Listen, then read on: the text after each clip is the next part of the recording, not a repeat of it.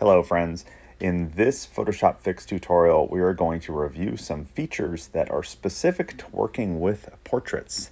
Let us begin. I'm going to tap the plus button in the top right corner, go find some images. I've already saved an image into my mobile graphics album right here.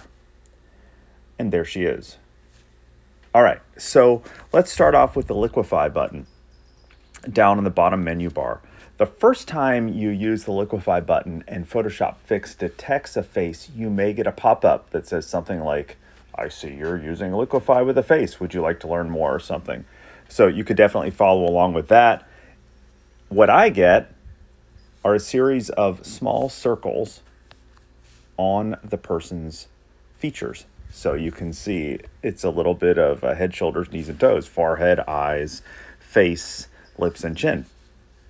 Let's tap on the eye, and you will get a pop-up menu on the right or left side where you can control features related to the eyes and their placement and size. So let's try size. So if I tap and hold and I move the slider up or down, you can see eye size changes. I tilt gives you a little curving arc where you can change. Most of the time, these changes are not insane like what you get with normal liquefy. That's one thing I want you to know. The second thing is that these are fairly similar and similarly effective to the options that you get in desktop Photoshop, but you're using an app on a phone and it's free. Okay, let's try some others.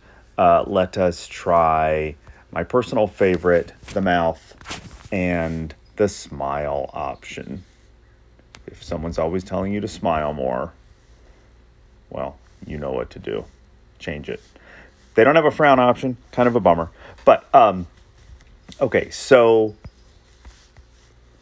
you can see the options that you get. I'm not going to go through each one. I encourage you to play with them on your own, friends. And once you're satisfied with your changes, tap the check mark in the lower right-hand corner.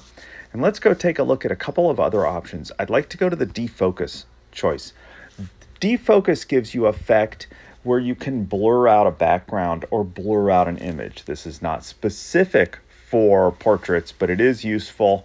Depending on how you use it, it can also mimic the effects that you get from more recent iPhones where you can go into portrait mode. So use it as you wish. Left-hand side, there's a brush that lets you set hardness and size and opacity.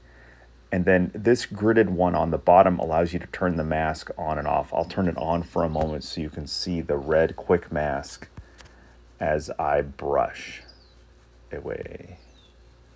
And I'll go down there real quick. Let me turn off the mask, and you can see we have a blurrier background. Now, the tool itself is cumulative, meaning if I come back a second time, I am doubling the effect. So just be mindful as you use it. There's also on the bottom menu bar in the defocus menu, there is a restore feature, which is useful. It's not just a straight up undo. It lets you brush back over areas where maybe you got a little too wild. And remember, if you're going for detail work, you can always do a pinch zoom and a 2-finger scroll to get more details around areas like hair and so forth, if that is your wish. So you can really get in there and work around the edge of someone's portrait. But I will not trouble you with all that today. Let's pinch, zoom back out. Last thing I'll show you in this feature is most of the screens in Photoshop Fix, top left-hand corner, there is an icon that looks like a split image, and it lets you see before and after only for the effect you're currently working on. So just keep that in mind. And I'm going to tap the check mark to agree to that. Last option related to portraits is the Vignette tool.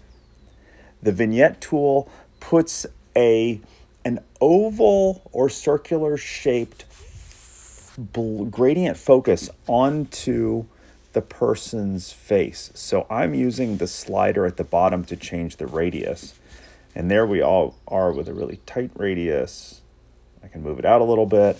You can tap and hold on the vignette and reposition it, which is super useful. You can change the feathering to go from a pretty hard edge to one that is very diffuse and soft. The shape tool lets you go from ellipse to oval. And lastly, if you are so inclined, you could pick a different color for the vignette.